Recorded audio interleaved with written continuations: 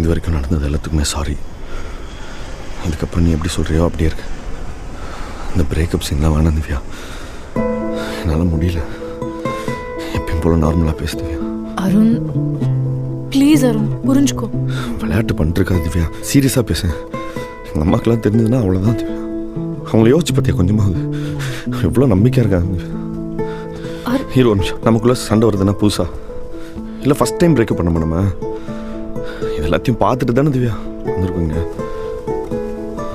நீ எதனா தப்பு பண்ணா மன்னிக்கிறேன்ல, அது ஏன் நீ பண்ண மாட்டேங்கிற? நீ விட அருண், என்னை மன்னிக்கவே வேணாம். ஆனா இது மட்டும் நான் கிட்ட சொல்லிக்கிறேன், இது முடிஞ்சது Arun. Please please move on. எல்லாம் விட முடியாது திவ்யா. நம்ம லவ் எல்லாத்தையும் கிராஸ் பண்ணி தானே இங்கே வந்திருக்கு.